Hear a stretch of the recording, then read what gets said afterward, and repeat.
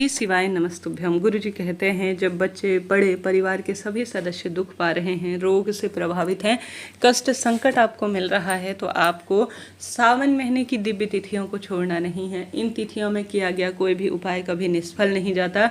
जैसे कि शनिवार, एकादशी, दशमी, नवमी, अष्टमी और भी मुख्य विशेष तिथियां आ रही है, मासिक शिवरात्रि, प्रदोष व्रत, कुल मिलाकर सावन महीने का सोमवार, यह सभी तिथियां भाग्य की रेखाओं को प्रबल करती हैं, दुख दरिद्रता का नाश करती हैं, कर्ज संकट इत्यादि से भी मुक्ति मिलती है। तो इन तिथियों में जब भी आपको समय मिले तो यह सरल सरल से कार्य आप सभी को कोशिश करना है कि आप कर पाएं, ताकि जीवन समृद्ध हो, परिवार में बरकत हो और खुशियां बनी रहे। कब कैसे उपाय करें, ध्यान से सुने और अंत तक बने रहिए। यह दिन कोई साधारण नहीं है, भाग्य की रेखाओं को बदलने के लिए है। सबसे पहले बात कर लेते हैं दीपक की, क्योंकि आज एक विशेष तिथि है और आज के दिन किया गया यह उपाय शनि, राहु, पितृ और हर तरफ की बाधा, किसी के कुछ किया कराया है, बुद्धि और कोख बंधन हो गया है, या हर तरफ से आप हार गए हैं, नवग्रहों की दशा सुदृढ़ नहीं है, तो भी कर सकते हैं। मैं हमेशा इस उपाय को प्राथमिकता देती हूँ क्योंकि सरल है और मैंने किया है और आप भी कर ही लेंगे। तो आप सभी को प्रथम उपाय जो बताने जा रही हूँ, अवधूतेश्वर महादेव का नाम लेने का है और आप सभी को आटे में भर लेना है तिल का तेल या सरसों का तेल। इच्छा आपकी है, आप तिल का भी भर सकते हैं, सरसों का भी भर सकते हैं। जीवन में जब व्यक्ति प्रभावित हो रहा हो हर तरफ से, तो सर से लेकर पैर तक जो है धागा एक नाप लीजिए। कच्चा सूत गुरुजी ने कहा है, अवधूतेश्वर महादेव का नाम लेगा। जैसे बच्चे दुर्व्यसन करते हैं, कहना नहीं मानते, बड़ों पर भी यही बात लागू होती है। आपके पति बच्चे आपकी बिल्कुल दूसरों के कहे पर आते हैं, बुद्धि भ्रमित है, हर तरफ से हार रहे हैं आप, तो आप उनके सर से लेकर पैर तक एक धागा नाप लीजिए, अवधूतेश्वर महादेव का नाम लेकर, और उसे बाती स्वरूप बना लीजिए और इसे लेकर चले जाइए पीपल देवता के समक्ष। पीपल देवता 100 ब्राह्मणों की साक्षी कराते हैं। शनिदेव का वास है पीपल देवता में, पितरों का वास है, श्रीहरि विष्णु का वास है, माँ लक्ष्मी का वास है। कुल मिलाकर जो यह धागा जो आपने नाप रखा है, इसे तिल के तेल या सरसों के तेल में रखकर आप सभी को पीपल देवता के समक्ष प्रज्वलित कर देना चाहिए। ऐसी मान्यता है, इस कार्य को कर लेने से बच्चे के जो दुर्भाग्य है, पति के जो दुर्भाग्य है, नवग्रहों की दशा सुदृढ़ नहीं है, वह सुदृढ़ होती है, रोग कष्ट संकट पीड़ा से मुक्ति मिल जाती है। तो प्रथम उपाय मैंने बताया, किसी भी शुभ तिथि में किसी भी समय जाकर आप कर लेते हैं तो अद्भुत फलों की प्राप्ति आपको होती है।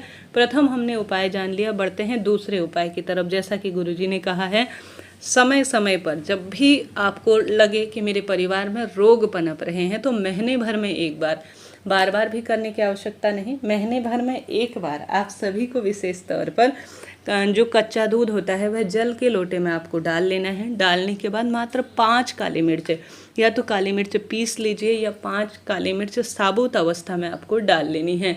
इसे आप सभी को श्री शिवाय नमस्तुभ्यम कहकर शिवलिंग पर चढ़ा देना है।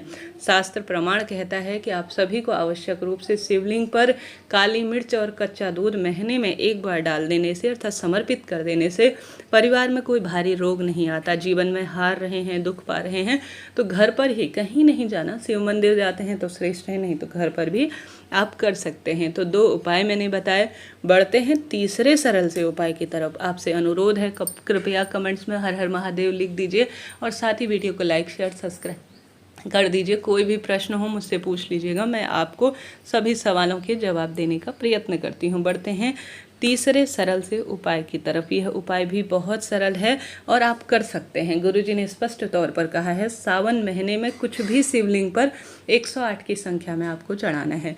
शनिवार है तो काले तिल चढ़ा दीजिए 108 की संख्या में अपने घर के मंदिर में, और रविवार है तो गेहूं के दाने चढ़ा दीजिए, क्योंकि शनिवार के दिन शनिदेव से संबंध रखते हैं काले तिल, रविवार के दिन रवि ग्रह से संबंध रखते हैं गेहूं, सोमवार है तो 108 चावल के दाने चढ़ा सकते हैं, मंगलवार है तो मसूर की दाल 108 चढ़ा सकते हैं, गुरुवार है तो चने की दाल चढ़ा सकते हैं, शुक्रवार है तो 108 लाल फूल चढ़ा सकते हैं। और साथ ही यह जो मैंने श्रेष्ठ तिथियां बताई ना, यह श्रेष्ठ फलों की प्राप्ति के लिए है। 108 की संख्या उत्तम है, सर्वश्रेष्ठ है, और 108 की संख्या में कोई वस्तु सावन महीने में शिवलिंग पर चढ़ाई जाती है तो शास्त्र प्रमाण कहता है पूरे भाग्य की रेखाएं प्रबल होती हैं, परिवार सुख पाता है, रोग कर्ज संकट पीड़ा से मुक्ति मिलती है। और जो मैंने 7 दिनों की 7 सामग्रियां आपको बता रखी हैं, यह सभी उन दिनों से संबंध रखती हैं और अपने आप में इसका सुफल मिलता है। मांगलिक दोष दूर होते हैं, क्रोध कम होता है, रोग संकट से मुक्ति मिलती है, परिवार में आने वाली विपदा कम होती है और दुख बीमारी की आशंका भी परिवार में कम रहती है। कहीं नहीं जाना, घर पर ही करना है, श्रेष्ठ उपाय है, सफल है और अपने आप में फल अद्भुत मिलते हैं।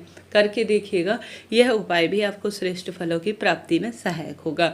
तो हमने बात कर ली 3 उपाय की, बढ़ते हैं चौथे उपाय की तरफ।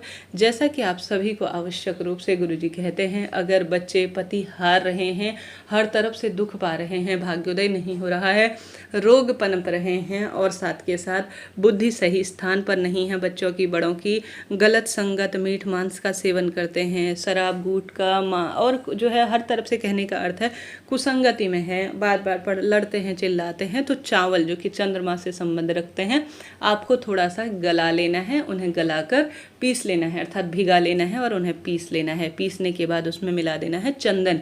चंदन जो कि शीतलता देता है और प्रत्येक जो बाबा हैं, साधु संत जन हैं और जो समझदार व्यक्ति हैं, धर्म अर्थ काम मोक्ष को जानते हैं, वह चंदन शरीर पर, मस्तक पर जरूर धारण करते हैं। ऐसे में आप सभी थोड़ा चावल भिगाकर उन्हें पीस लीजिए, उसमें थोड़ा चंदन मिला लीजिए और इसे ले जाकर शिव मंदिर चले जाइए या घर पर ही शिवलिंग विराजमान है तो वहाँ पर करें। सबसे पहले शिवलिंग पर थोड़ा सा जल चढ़ाएं और जल बचा लीजिए। फिर आप सभी अपनी मनोकामना कहते हुए, निर्मलेश्वर महादेव का स्मरण करते हुए, 12 ज्योतिर्लिंग का स्मरण करते हुए, चंदन में मिला हुआ चावल का लेपन शिवलिंग पर करिए। ऐसी मान्यता है, अगर जो व्यक्ति इस महीने महादेव के शिवलिंग पर बहुत अधिक भार आ जाता है, महादेव पर सृष्टि के संचालन का, ऐसे में उन पर अलग अलग तरह के द्रव्यों का श्रृंगार किया जाता है। उसमें चावल का उपटन जो है शिव पर लगाया जाता है, चंदन का उपटन शिव पर लगाया जाता है, जो कि सुखद परिणाम देता है। आप सभी को सुंदर स्वरूप में श्री शिवाय नमस्तुभ्यम कहते हुए 12 ज्योतिर्लिंग का ध्यान करते हुए चावल पीसकर शिव का श्रृंगार करना है, उपटन उन्हें लगाना है और आवश्यक रूप से थोड़ा सा मात्रा आप सभी को शिवलिंग पर चढ़ाए गए उपटन को थोड़ा सा घर ले आना है। शिवलिंग पर आप उपटन करेंगे तो हाथों में रह ही जाएगा, तो उसे आपको घर ले आना है। घर लाने के बाद आप सभी को जो है, सबसे पहले जब जल चढ़ाया था, उपटन किया था, तो वापस थोड़ा सा जल चढ़ा दीजिएगा, ताकि उपटन करने के बाद हमेशा जल चढ़ाना चाहिए, ऐसा शास्त्रों में वर्णित है। यह शिव अभिषेक का एक विधान है। थोड़ा बहुत भी आप चढ़ा देंगे तो भी पर्याप्त रहेगा। उसके बाद जो चंदन की टिक्की है, सबसे पहले घर के दरवाजे पर लगा दीजिए। घर चंदन और चावल की पिसी हुई टिक्की अगर बच्चे धारण करते हैं तो उनके मस्तक पर लगा दीजिए, नहीं तो कोई दिक्कत नहीं, उनके जो पढ़ाई का स्थान है वहाँ कर दीजिए। घर की रसोई में लगा देते हैं, घर के दरवाजे में लगा देते हैं, तो भी परिवार में संकट, दुख, दरिद्रता का अंत हो जाता है। जीवन में हार रहे हैं, दुख पा रहे हैं, तो इस कार्य सरल है, करने का प्रयत्न करें, भाग्य प्रबल होगा, संकट, कष्ट, पीड़ा से मुक्ति मिलना आरंभ हो जाएगी। सोमवार की अष्टमी आ रही है, 10वीं आ रही है, इन तिथियों में जरूर से कीजिएगा। साथ के साथ गुरुजी ने कहा है, सावन महीने की अष्टमी, 9वीं, 10वीं, अमावस्या, पूर्णिमा, मासिक शिवरात्रि, इनमें कम से कम 5 दीपक शिव मंदिर में, बहते हुए जल में, पीपल देवता, बेलपत्र, इन स्थानों पर प्रज्वलित करना चाहिए। परंतु कीचड़ वगैरह की स्थिति है तो घर के दरवाजे पर भी 5 दीपक लगाना बहुत सुखद फलों की प्राप्ति करवाने वाला होता है। इस तरह से जानकारी थी, कमेंट्स में लिख दीजिए। श्री शिवाय नमस्तुभ्यं।